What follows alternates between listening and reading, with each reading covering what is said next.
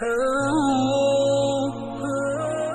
دن کہتا کہ یہ میری زندگی کا سارا اثاثہ ہے، یہ میرے پیسے ہیں، یہ میرا مال ہے، آج کے دن میں اپنے تمام اثاثے غریبوں کے نام کرتا ہوں۔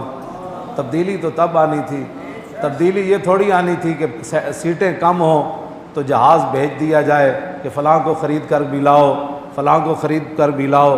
تبدیلی یہ نہیں تھی کہ ارب پتیوں کو پھر تم ہاتھ ملاؤ اور ان کو تھپکی دو کہ ہمیں ووٹ دے دو۔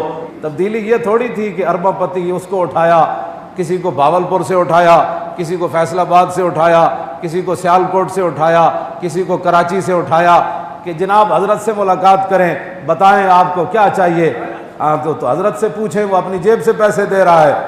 تو جب پہلے دن خشت اول چون حد میں مار کج، تا سریا میر اود دیوار کج، شاعر کہتا ہے جس محل کی اور جس عمارت کی پہلی اینٹی معمار مستری ٹیڑھی رکھ دے، اس کو آسمان تک بھی لے جاؤ تو وہ عمارت تو ٹیڑھی ہی جائے گی نا۔ تم کیا تبدیلی لانا چاہتے ہو جس کی بنیاد ہی تم نے پیسوں پر رکھی ہے؟ تو پہلے ہی قوم تو پیسوں کی جو ہے وہ رسیا تھی۔ ہمیں کئی لوگوں نے کہا جی وہ تاریخ کو اس علاقے میں ووٹ تو بڑے ہی پڑنے تھے، لیکن رات کو یہاں پیسے تقسیم کیے گئے۔ میں نے کہا پاگل، اگر تم نے پیسوں ہی پر بکنا تھا تو پھر حضور کا دامن پکڑا کیوں تھا؟ ہاں، مومن تو وہ ہے جس کی کائنات میں قیمت کوئی نہیں ہے۔ اگر تمہیں پیسے رات کو کسی نے دے ہی دیے تھے تو صبح کا سورج طلوع ہونے کے وقت تم نے چوکوں کے اندر رکھ کر ان کو جلایا کیوں نہیں؟ تو تمہاری تو پھر قیمت ہی اتنی تھی، ہمیں آ کر کیا باتیں کرتے ہو؟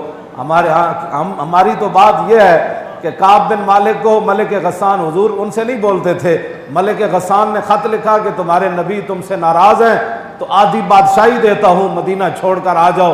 تو کعب بن مالک نے خط پڑھتے ہوئے رو پڑے، کہا یا اللہ اب تو میرے ایمان کا بھی سودا ہونے لگا۔ تو آپ نے وہ خط اٹھا کر جلتے ہوئے تندور کے اندر پھینک دیا تاکہ زندگی میں دوبارہ خیال بھی نہ آئے کہ بادشاہ نے میرے ساتھ کیا وعدہ کیا تھا۔ آپ تو ان کے ماننے والے ہیں۔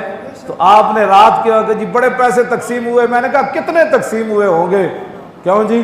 تو آپ کو پتہ ہی نہیں ہے کہ جو دامن آپ نے پکڑا تھا۔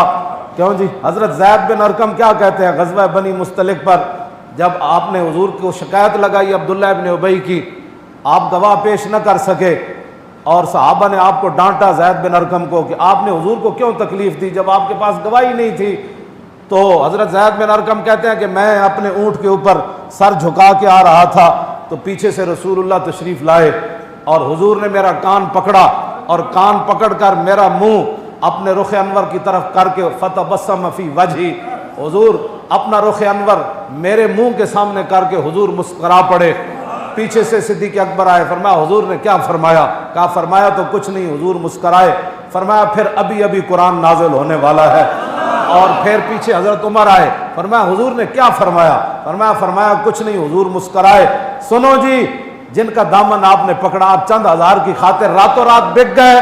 زید بن ارقم کہتے ہیں کیا؟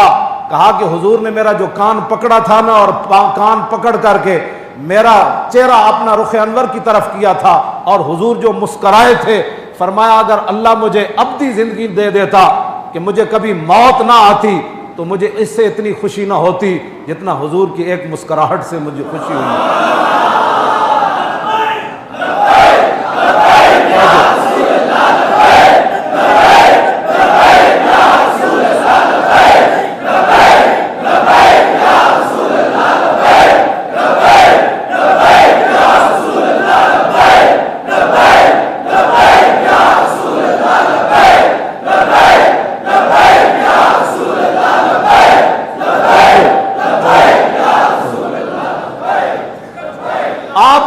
راتوں رات کتنے پیسے مل گئے جی؟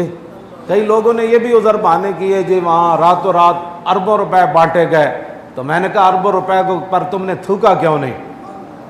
کیوں جی؟ آپ حضور کے غلام نہیں بدلے؟ ہاں، حضور کے غلام نہیں بدلے۔ ہاں جی، وہ تو جنت بھی لینے آئے تو چھوڑے نہ یہ گلی، منہ پھیر بیٹھیں کہ ہم تیری دیوار کی طرف۔ ہاں، تو حضور کے غلام نہیں بدلے، جو وہ تو پہلے ہی بکو مال تھے، ان کی قیمت لگی نہیں تھی، ان کو راتوں رات جن کو پیسے ملے۔ میں حضور کے غلاموں کو سلام پیش کرتا ہوں اور یہ جن کا آپ کام کر رہے ہیں وہ دیکھ رہے ہیں. کیوں جی؟ میرا ایمان ہے اور آپ کا بھی مجھ سے مضبوط ایمان ہے کہ جن کے لیے آپ نے پرچی دی وہ آپ کو دیکھ رہے تھے. اور کیوں جی؟